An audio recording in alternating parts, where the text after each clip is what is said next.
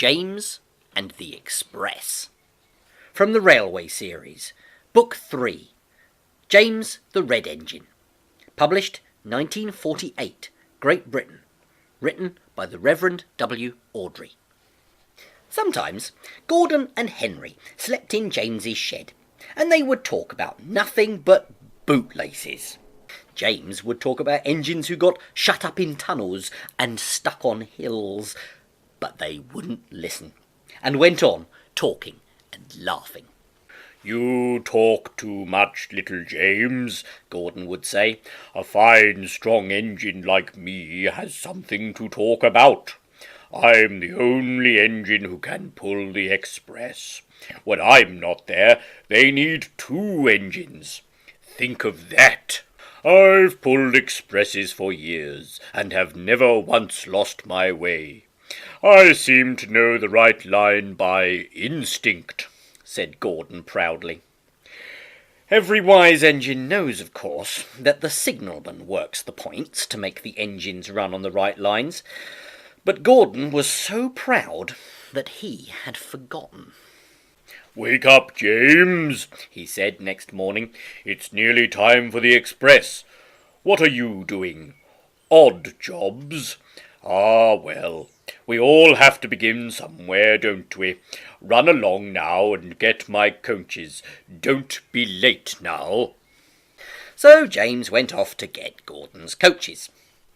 They were now all shining with lovely new paint. He was very careful not to bump them, and they followed him smoothly into the station, singing happily, "We're going away, we're going away." "I wish I was going with you," said James. "I should love to pull the express and go flying along the line." He left them in the station and went back to the yard, just as Gordon, with much noise and blowing of steam, backed onto the train. The Fat Controller was on this train, with other important people, and as soon as they heard the guard's whistle, Gordon started.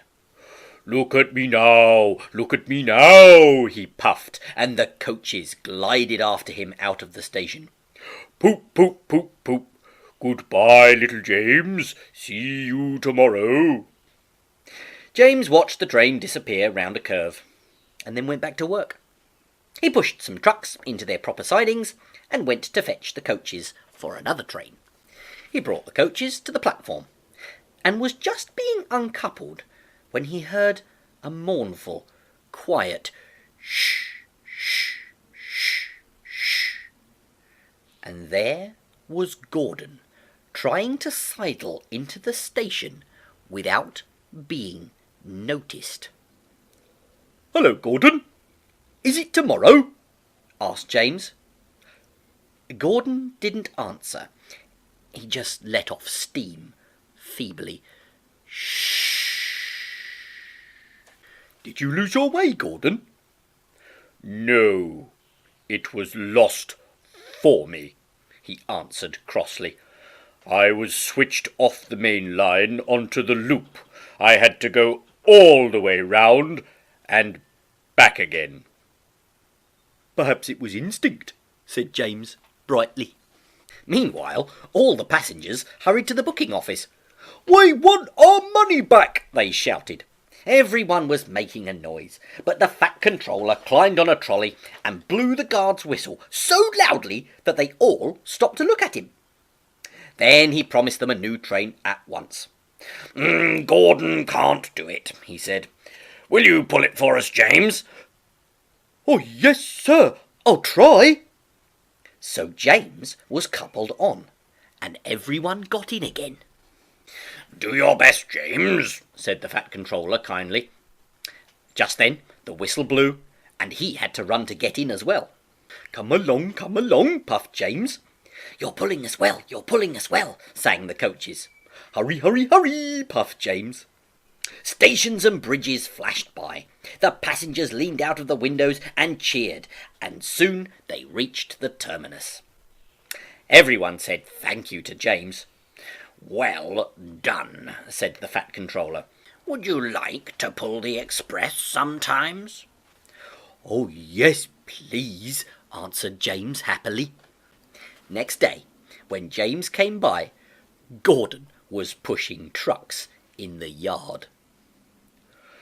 I like some quiet work for a change, he said.